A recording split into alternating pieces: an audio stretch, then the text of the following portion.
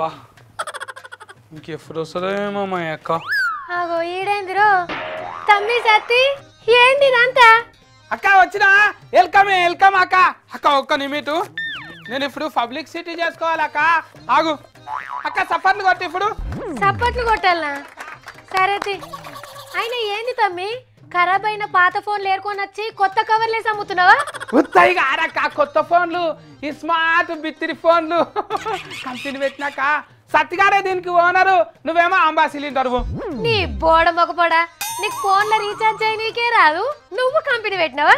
ఇక ఫోన్ మీద సై పెడితే చల్ల ఉంటది, మళ్ళీ మాట్లాడితేనేమో కమ్మ ఉంటది, చూస్తే కొనబుద్ధి అవుతుంది, ధర తక్కువ కొనుడు ఎక్కువ. అరే అదేమన్నా పుల్ల ఐస్ క్రీమా?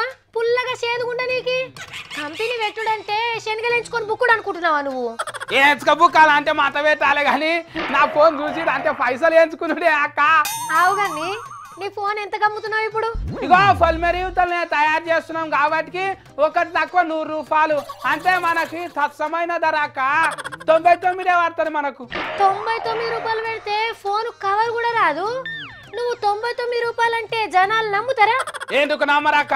ముందుగాల నువ్వే నా ఫోన్ కొను, ఆ తర్వాత నిన్ను చూసి ఎగవాడు కొంటారు, పబ్లిక్ సీట్ వస్తుంది.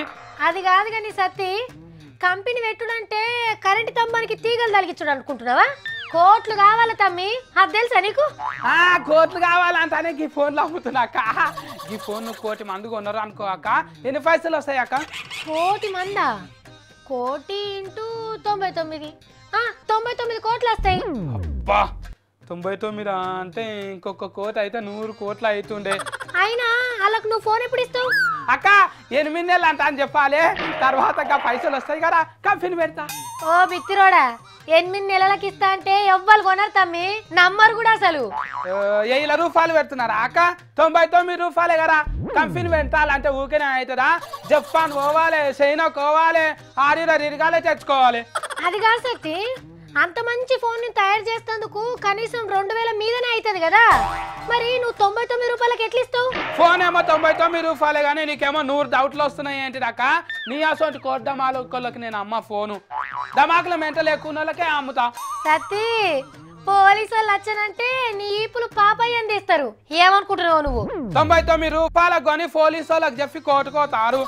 100 రూపాయలే కదా ఒక్క పూట బిర్యానీ తిన్నా అనుకుంటారు కానీ ఎవ్వరు పోయి కేసు పెట్టరు అక్క. అసలు అది కాదురా, నీకు ఈ దందా చేయమని చెప్పినోడు ఎవడు? గాడెవడో ఢిల్లీ ఉన్నోడు 251 రూపాయలకి ఇస్తా అంటే ఎగవాడి కొంటుండ్రు. సత్తిగారు 99 రూపాయలు అంటే కొనరా? నా లెక్కనే వాళ్ళకు కూడా కంపెనీ లేదంట, కొత్తలేనంట.